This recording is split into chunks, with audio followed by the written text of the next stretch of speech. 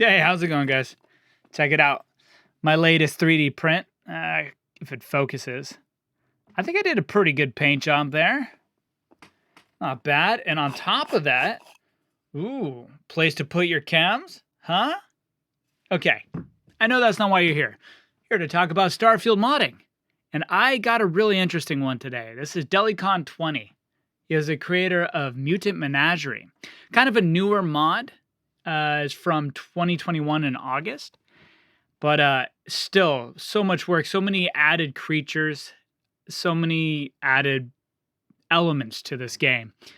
And he, not only on top of that, he recorded himself answering my questions and also gave me a script for the questions he answered. So he gave me the choice to choose whatever way. Of course, I'm going to use his voice. So since he saved me some time, what I'm going to do is make new B-roll using his game. So I'm just going to go play that.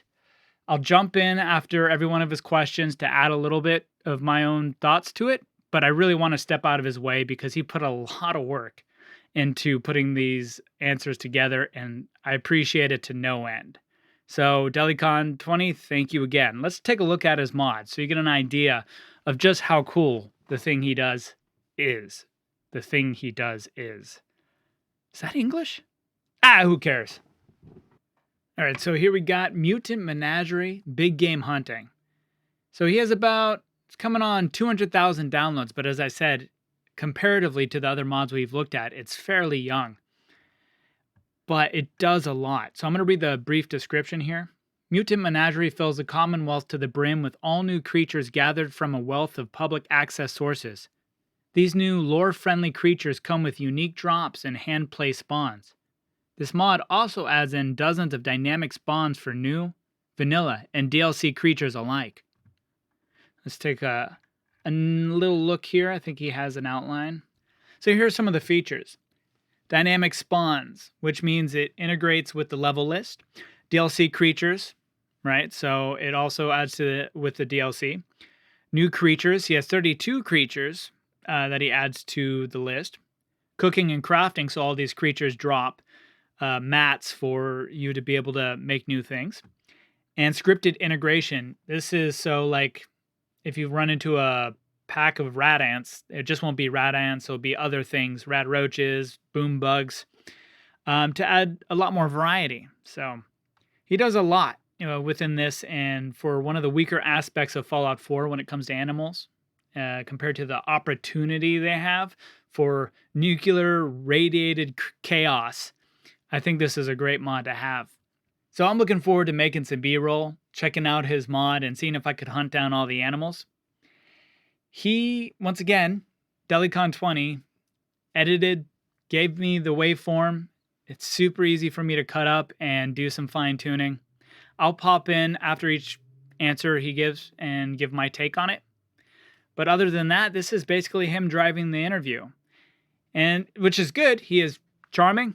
He is well-spoken, and he has a very interesting perspective from how he grew up and from his point of view on modding. So the second to last question he really dives into, and I think it deserves to be listened to the most.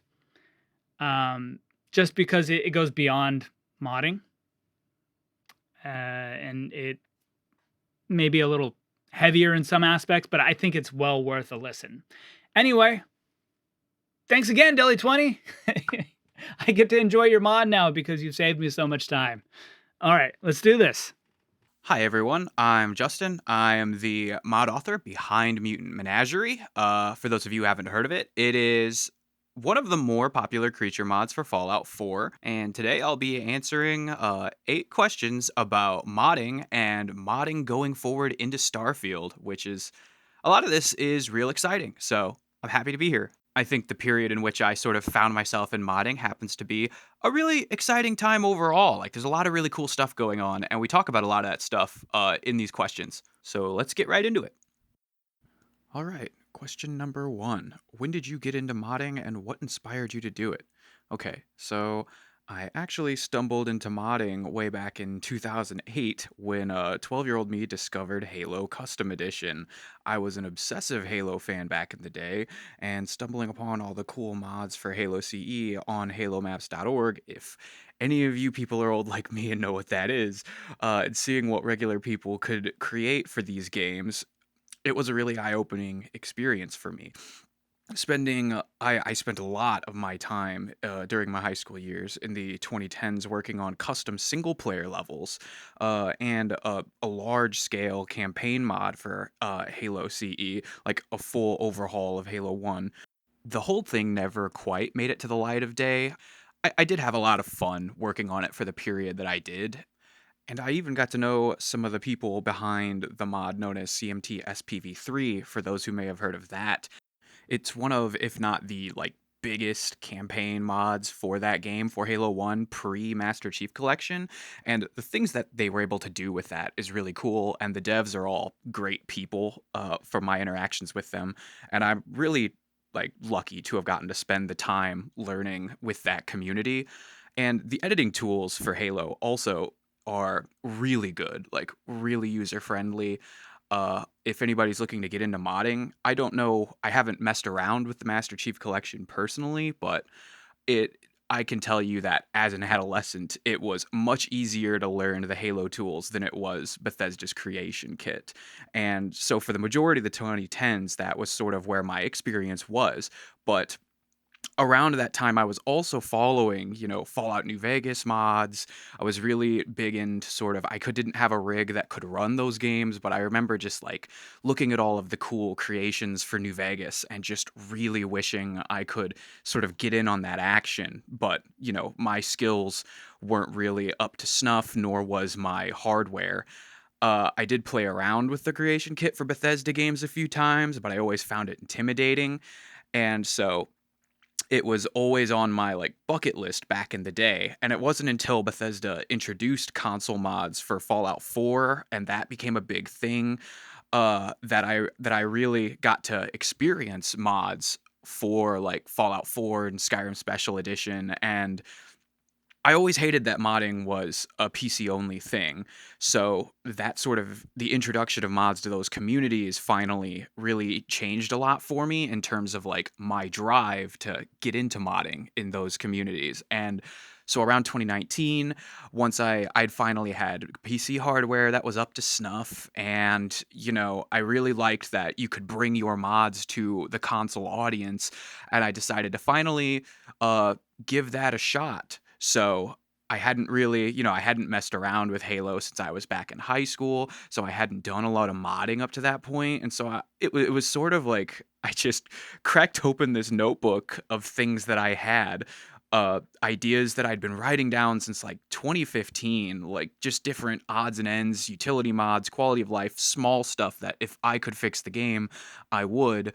And just started like learning the creation kit, following Bethesda's original tutorials and seeing what I could get out of it. And the first the first thing on that notebook list was a mod that was the concept was essentially Beasts of Tamriel or Monster Mod for Fallout 4 meets the sort of Red Dead Redemption 2 and RDR1 hunting mechanics. And so that was where I started out. And yeah, I think anybody who knows of my mods knows where that idea went. It just so happens that the first idea at the top of that notebook was the idea. And yeah, that's pretty much the full unabridged story of how I tripped and fell into Fallout 4 modding. It's interesting because I grew up around building computers.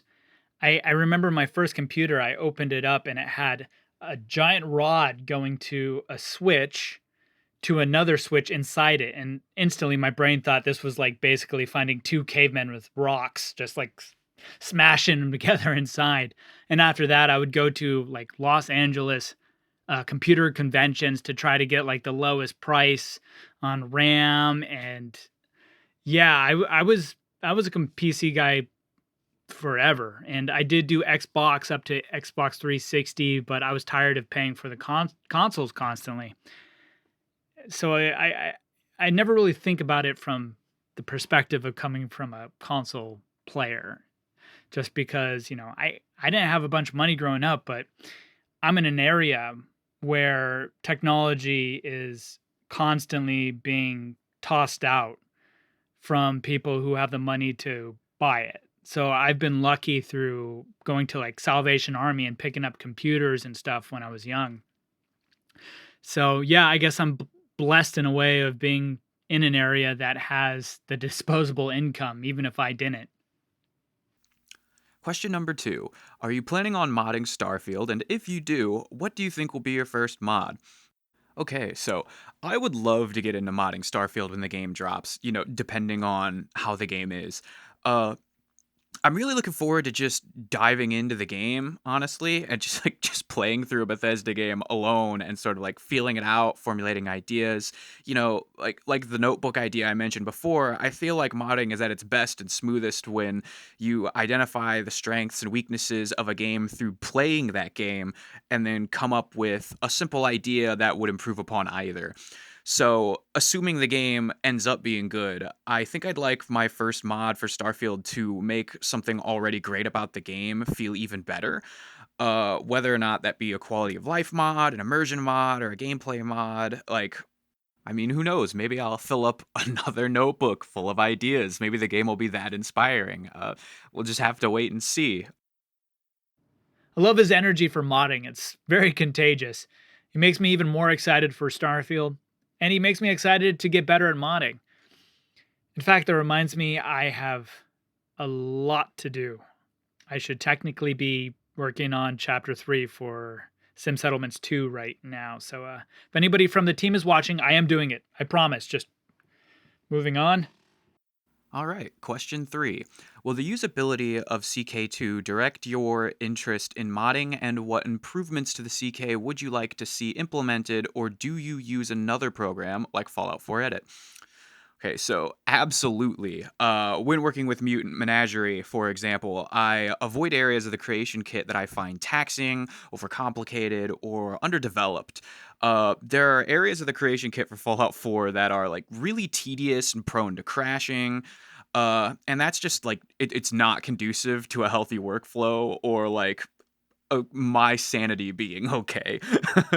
I will gravitate towards whatever parts of the CK2 feel intuitive, I'm sure, but I'm personally looking forward to seeing how Bethesda is expanding upon its leveled list templates and randomized and or level scaling elements. Uh, for those who aren't in the creation kit, what I mean to say is all of those RNG features that Bethesda includes in their games, basically all of the stuff that handles like level scaling or the randomized elements of Bethesda games that sort of complement all of the hand placed and curated things in such a way that like these systems are built to shoulder some of the burden of the devs that are filling these entire worlds with stuff. I've always been a really big fan of those. The way you can make them work and sort of combine and mix and match them behind the scenes and create your own little templates. I love that stuff. So that's what I mean in terms of like, that's probably the side of the creation kit that I tend to lean towards the most. If you've ever played Mutant Menagerie, you've probably definitely seen that I am all about my sort of like rare drops, common drops, all those types of things, or like leveled randomized enemy spawns. There's there's just so much you can do, and it's so cool. And it does seem that Starfield is doubling down on that side of things, so I'm really excited to see where that technology goes. I just love this guy's positivity. He's the first mod author to go like CK2. I'm looking forward to it, to what Bethesda's going to do to boost it. Every other mod author's been like, Bethesda's going to polish a piece of shit and hand it to us.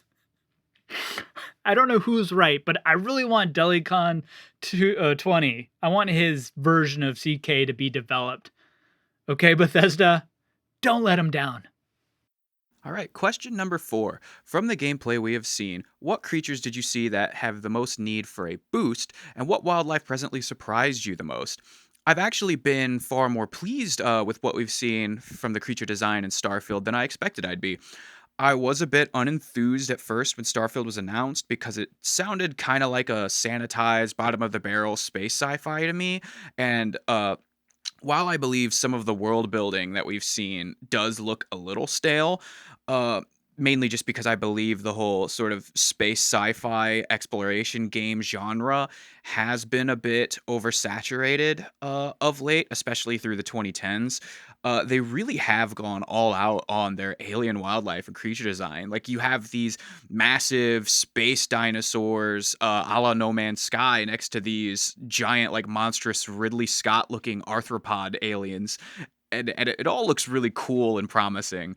I also really look forward to seeing how the tech has evolved to randomize all these creatures between the game's various planets.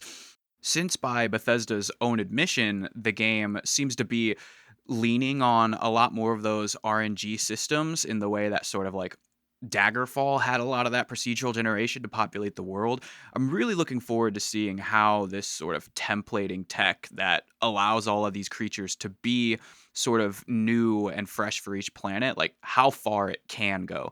Because I feel like we all, as players, know that there's a limitation to these randomized systems for AAA games, and that eventually you start to see the loops at some point where you start to see things you've already seen before and it gets a little repetitive.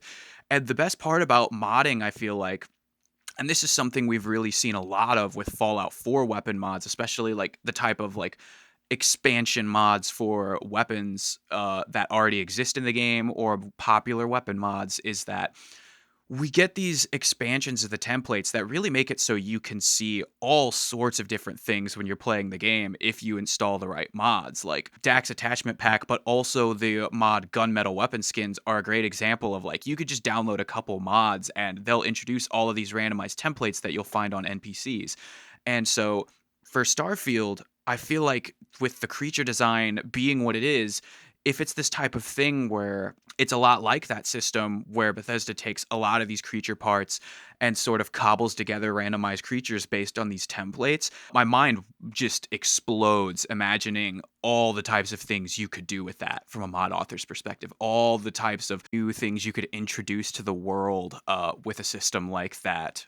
It's a lot to think about, and it would be really cool to get my hands on that and sort of just play around and not necessarily like improve or work on the creatures that already exist. Like I don't think I would necessarily be fixing anything, but more like expanding upon and building upon the ideas that are already there in such a way that just really makes the game that much more special to play and gives you those unique experiences. If I found something that's totally unique to me during my playthrough and that I might never see again, and that feeling when you're playing a game is always super cool. I agree with this. You know, looking at No Man's Sky, for all its initial flaws, and it still has flaws, but the creatures I always thought was just so grand. Like some of those massive dinosaurs just walking around. I thought that was so cool.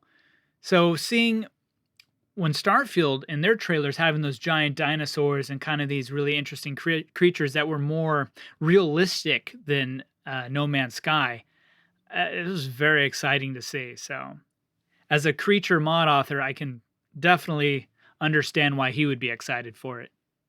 Question number 5. With AI tools coming in hot, have you used any AI to help you mod, and what AI tools would you personally want developed?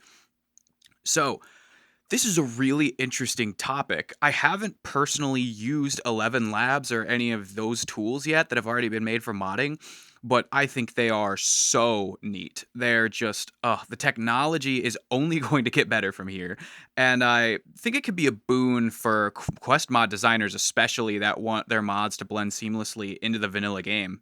And also just like 11 Labs in particular, the things that modders have done with that, and just like the implications of it. I think of things like the Creation Club content's lack of voice acting, for example, due to the lack of resources needed to localize all of that content. And so they just elected to leave dialogue out altogether. To me, it's like technology could bridge those gaps where suddenly we could use AI to help add localized voiced AI generated dialogue. And suddenly, the type of people who make translations for mods, and there's a lot of hardworking people out there who do this, they would be able to have this entire other side of ways to increase accessibility for people in their region, which is only a good thing. I'm a huge fan of what Fallout 4 modders have been able to do with the sort of like dialogue as well.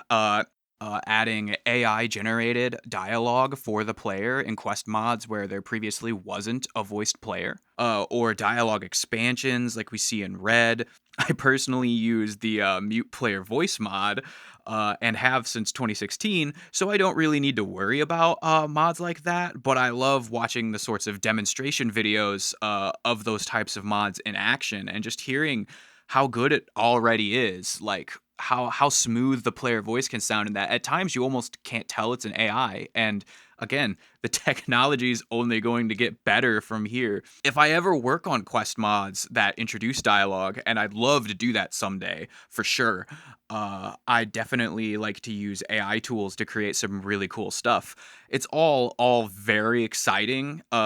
I know it's kind of like AI in general is a controversial topic for good reasons, because there are right ways and wrong ways to use this technology going forward. There are ways that could hurt people, and there are ways that could really help everybody. And overall, it's a very exciting time, and I love to see the modding community just take this tech and run with it. Of course, I knew his outlook on AI would be positive. And I am too, for the most part. I think there's a lot of great possibilities coming into this. I just saw a mod for Skyrim. It's a conquest mod where you create your own army and you can invade each hold. And they used 11 Labs, I believe, voice acting for all of the characters that are already in Skyrim and made them say new things, which is really cool, but also really scary because those are normally paid voice actors whose voices are their way of making money. So we get into this super gray area again with AI, and it's going to keep happening. It's a wild west right now, but there's definitely going to be regulations. And I just hope that all the regulations don't take away from the community and just give it to the people who can afford it, because that's happened too many times. So yeah, let's just stay positive about it. Really excited for mods coming up. Mod collections seem to be the way the community is going. Do you have any plans with fellow mod authors for compatible modding in Starfield? So, I try to keep my mods as open source and open permissions as possible for these exact scenarios, actually. I've been a big fan of mod packs since the early 2010s. I remember pulling all-nighters, playing heavily modded Minecraft servers like Voidcraft, for any of you who might know that, with friends for like weeks on end. We'd have such a great time exploring these like they're familiar yet vastly different worlds. It was way more fun than I ever had with a vanilla game, because I mean, just exploring all of these mods solo is one thing, but like diving into it with your friends and really sort of exploring all of these cool things that people created for this game with other people and encountering other people. I think the goal of modding should always be accessibility and ease of use for the mods we make. I've always seen modding as a way to build a sort of ultimate final version of a game, one that's like largely free of issues and with all of its best parts like embellished and exemplified. And I think mod collections may be the closest we get to that concept at this time, and also just in terms of playing with friends, it's the closest way to sort of build those types of experiences for you and your friends to gather and talk about what you experienced through this one curated, essentially mod list crammed together. And I also like the idea of casual players being able to sort of click a button and install a curated and vetted list of mods and play the game without needing to troubleshoot those issues. I personally would like to put together a collection for Mutant Menagerie once I finish the final version of the mod, so that everybody can easily access the mod and everything it might have to offer that might require a patch or two. I also like how compatible some of the framework collections are for games like New Vegas, and how much time it saves when building a load order from scratch. I personally have gotten a lot of mileage out of them. Gopher, in particular, has done a fantastic job just putting together every sort of like base mod framework you would like for that game, and it really helps get over the hump of starting a new load order and having to get those initial downloads out of the way for the mods that maybe are great to have in the background, but they aren't super glamorous, and it's sort of like busy work installing them every time when you start fresh. I really feel like a plug and play modding world like the one I experienced way back when I used to play Halo CE, where like the map files you would install for that game all exist independently of each other. So you can mod Halo to your heart's content and you never have to worry about a mod conflict ever. And like that type of experience would be a wonderful way to really make modding more mainstream, accepted, and accessible as a wing of gaming. And I really hope to carry this mindset into the Starfield community if I were to mod for it too. So the answer is a very enthusiastic yes. I'm a fan of that direction, and I hope we as a community keep going in that direction. So my outlook is very similar to his, is once you let it out there, it's kind of free for all. I do believe as a mod author, you should be able to pull it off if you don't want people to mod on top of it. But at the same time, that's kind of what the modding community is all about taking previous work, standing on the shoulders of giants to build new and more exciting things off of existing platforms. And that's what I love about the modding community. Less ego. It's like college sports. You know, everybody who's there is really into it and passionate about the game itself and not so much about the politics of it or getting paid. So, yeah. What is this? What am I doing? Okay, just oh my god, someone help me. Number 7. Bethesda Mod Marketplace looks like it will be coming soon. What are your thoughts on paid mods? Alright, so disclaimer from the top. This one's going to be a bit long-winded and is from the perspective of an American mod author. My opinions are therefore informed specifically by the United States legal system and our economic model. I am not informed on international law or economics. And of course, I am a mod author, not a lawyer, so don't expect my opinion to be, crystal clean. And also, from the sort of quality audio perspective of this, I'm probably going to be doing this question in sort of multiple takes, taking it point by point and sort of splicing things together, because I really want to make sure that I get my thoughts on this question clear and concise, because it is quite a topic, to say the least. I personally believe and have always believed that anyone who puts serious hours of work into something that is valued and enjoyed by others deserves to be paid for their work. I would personally love to be able to mod full-time 7 days a week and keep the lights on while doing it. But the concept of paying modders has always been tricky because modders do not own the mods they create. Legally, modding is closer to copyright infringement than it is a marketable product, so modders cannot sell their mods outright. And I know this type of thing might be news to someone that's maybe not looked into it, and I would actually recommend, because it's a really interesting topic on its own, the legality of modding and sort of who owns the mods and what can you do with your mods. That's something that's really only been sort of postulated on throughout the gaming community. And I would recommend, because there are articles on it, there is some research on it.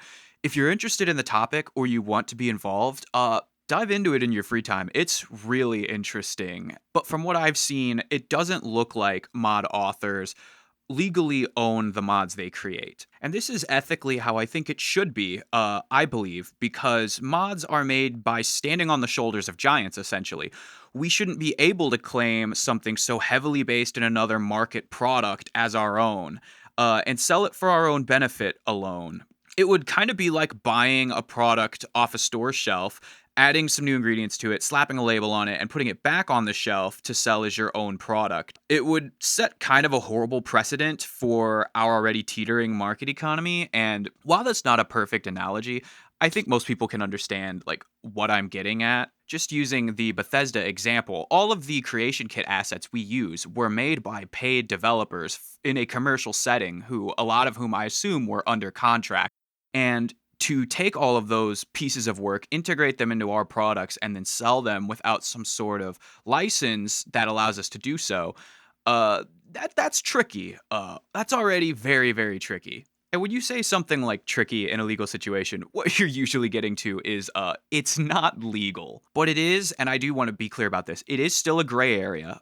I've done my research, and from what I understand, modding is closer to copyright infringement than it is to you own your mods. And that's essentially where I've seen it end. But it is a sort of ongoing discussion. And again, it's a really interesting discussion. So feel free to look into it on your own time. And correct me if I get any of this wrong, by the way. I always welcome other viewpoints. So the conflict of interest with paying mod authors is that they put in legitimate labor, for which, as I stated before, they deserve to be paid, but they do so in a format that cannot legally be marketed as an independent product.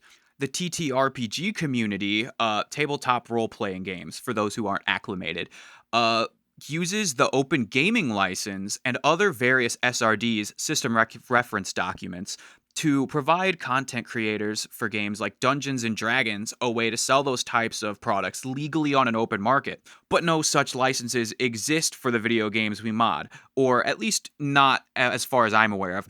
I do believe there are like content usage licenses for free mods. Like there are certain companies that allow you to use their AAA game content in your mods, but I do not believe it touches commercial marketability at all or allows for it. And so for years, content creators on Nexus and other modding platforms have always looked for ways to supplement income in other ways. And there's been varying success to this. You can earn income from downloads or ad revenue from file sharing sites like AdFly.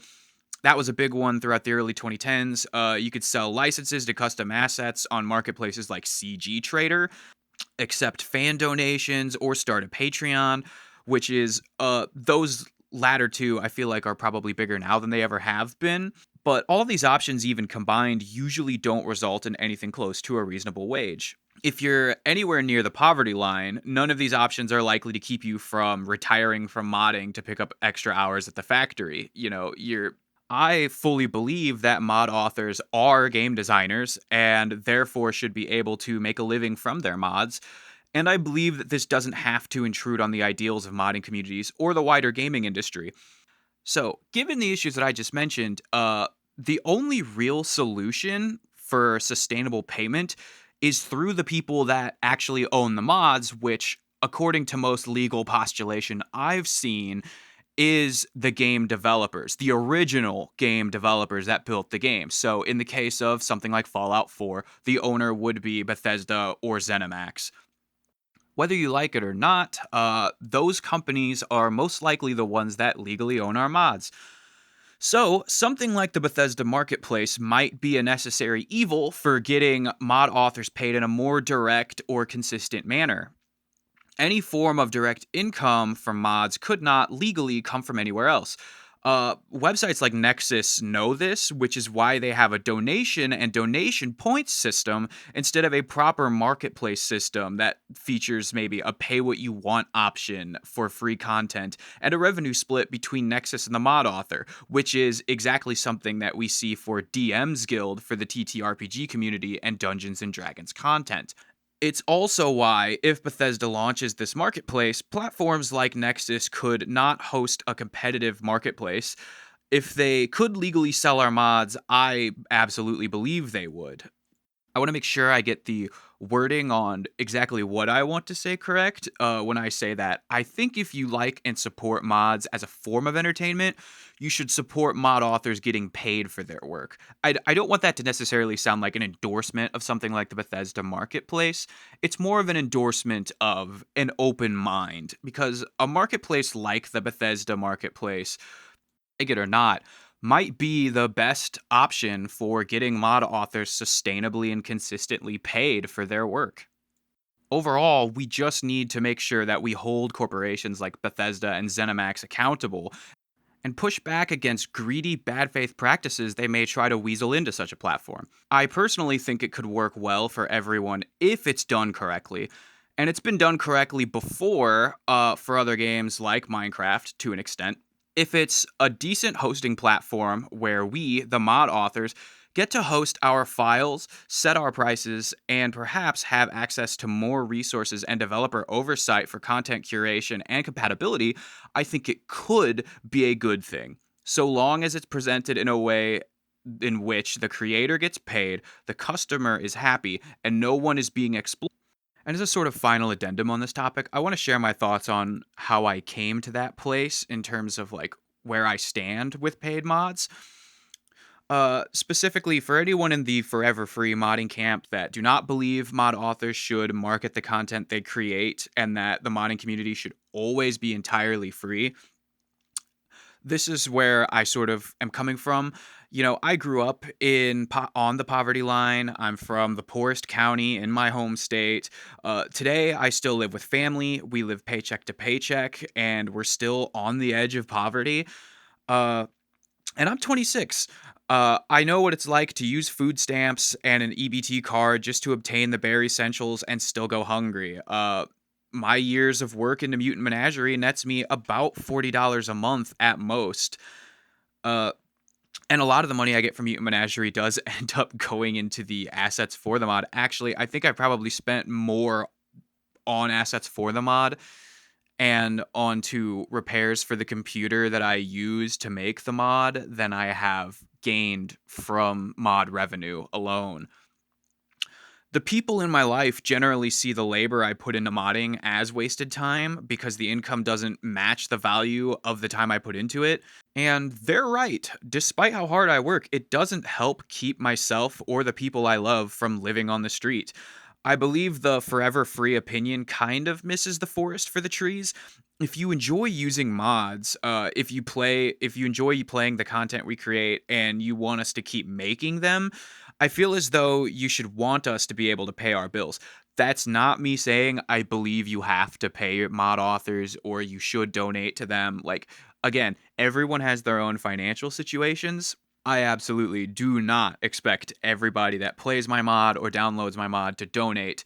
I'm happy that the community has had the reaction to the mod that they had, and I would still love to work on mods regardless of whether I got paid or not. It's just the harsh reality of living in a world with economics is that, you know, anybody who is struggling financially and has been struggling financially their whole lives, like me, knows that some of us don't get the luxury of time consuming hobbies. Uh, if mod authors like myself can't secure viable income for the amount of work we put into it, either the quality of our mods will drastically dip or we would disappear entirely from the community because we have to spend all of our time down at the factory just to keep our lights on and food on the table. And modding is a very sort of time consuming, laborious hobby that is more work than it is play. For anyone who maybe doesn't mod or hasn't tried it and doesn't know what all goes into it, it is just straight up game development. In the same way that the Bethesda team developed these games, we are using the same tools in the same way to develop mods for Fallout, and sometimes using external tools that take even more work. So there are days where I've woken up and I have spent the entire day laboring away at a mod and then maybe gone to the gym for 2 hours, come home, and then gone straight to sleep. Like, I put in a full-time overtime workday modding, and with something that time consuming, a lot of us just can't afford to do it for free. And that's just kind of the sad truth. If you think that that's like okay and that modding should be a privileged hobby and like not a ladder for the underprivileged developers to climb their way into a promising future in game design, I personally don't get that perspective when I see it as something that could be so much more. Like, this could be a way for people to dip their feet into the game design market in a way that gives them a little bit more of a handicap than, say, jumping right into indie developing on Steam and trying to make things work. And it could be such a useful tool for people that really could use that boost. And I think most people can tell by the way I sort of gush and ramble about mods and the tech that's coming with new games and things like that, that I do love modding. I have grown to love it extensively, and I have put thousands upon thousands of hours into it. Real world months in Fallout 4 testing things alone, according to my Steam log. Just the PC version, by the way. That's not even covering like testing I do for the consoles. And it is hard work. It can be very, very hard work. Some days you'll work for 10 hours, hit a roadblock, and have to do something all over again. Like, it's more work than it is reward, but I would love to keep doing it. I personally would love to do it full time as a job if I could, mainly because I just love creating. I love sort of, and I think a lot of other mod authors probably feel the same way. I like putting my hard work and my hours and hours of labor that I have in me, like expending all of my energy every day into creating something that is useful for other people and enjoyable, like something that people get mileage out of. For me, the idea that and I saw comments like this when Mutant Menagerie came out, and it blew my mind, and it still blows my mind to this day. But the idea that people would download my mod, spend time playing it, have these experiences, and talk about it with their friends like water cooler talk, that to me, way more than like credit or notoriety or anything like that, that's why I'd love to donate my time full time if I could personally to modding like as a job or even like get into game design. It's just that feeling you get when you've created something that has made other people's lives more enjoyable even for just like a few minutes. That's like I'd hate to have to leave that behind personally. And that's all I really want to say about that particular side of the issue. Whether or not the Bethesda Marketplace ends up being the answer to this issue is another matter entirely, like whether or not it's good or bad and how that ends up playing out. But as far as the conversation between should we as people do this, that's pretty much where I stand. I think if someone does the work, they deserve to get paid, and we should want them to get paid because I certainly want the mod authors whose work I enjoy. I want them to be able to earn like a livable wage through it. I think they deserve it. And I've always felt that way since even before I got into Fallout 4 modding. And to be clear, if you disagree with that, that's totally fine. Like, if you have your own opinion for your own reasons, that's absolutely okay. I want to make it clear that I do my best to respect everyone's opinions and understand those opinions. And even if I can't understand your opinion on something, like I struggle to see the reasoning, that doesn't necessarily mean that I think you're wrong or don't have anything of value to add to the conversation. He said that beautifully. I relate to that a lot. I grew up in a rich area, but I was poor. My mom left my dad when I was 3 because reasons. And we grew up sharing a bunk bed at like a house that was for battered women, is I think basically what they called it. And we went to a Ritter house. I'm not sure if that's a general term, but a place where you go get food every week, like a groceries, like a food bank. And, she pulled us out of poverty. She took night classes. I babysat myself as she went to school to become a nurse. So I relate to this, and I'm sure a lot of people just don't understand that if you can do something you like and you don't have the finances really to support it, and you have people around you who maybe don't understand why you're doing something like this, if you're not bringing money to the family, it's amazing what he's able to pull through to still put this together, still make mods that are really great, and be so freaking positive. I mean, you would have probably never guessed his scenario in life if you just stopped after the 4th question. But things like that are a trial, and hats off to Delicon. I even go support him, by the way. I bought him the coffee thing or whatever that link is on his page. I'll leave the link down below. If you love his mod, please throw some support. Because yeah, I mean, if he has 200,000 downloads, if everyone gave 50 cents, that's $100,000. So yeah, there's a possibility for modding to make money. And I also do understand, I've downloaded so many mods that I haven't paid the authors for. So I absolutely understand that side too. It's not an easy answer, but I do believe that people should be able to make a career from modding. How that's implemented, well, who knows? We'll just have to kind of wait and see how the community rolls. All right, so final question.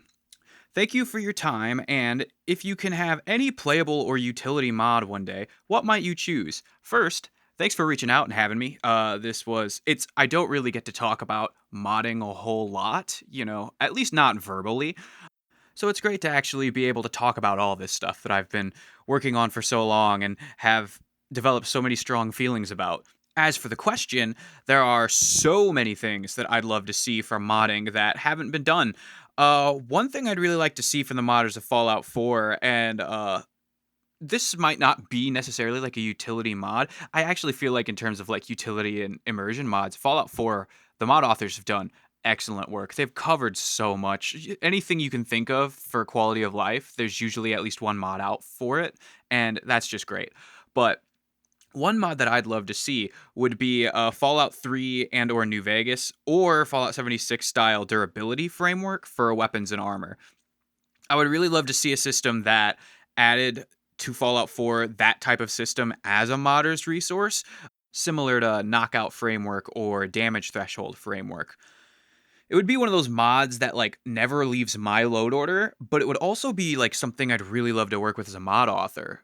So that's something that I've always dreamed of having since Fallout 4 launched without it.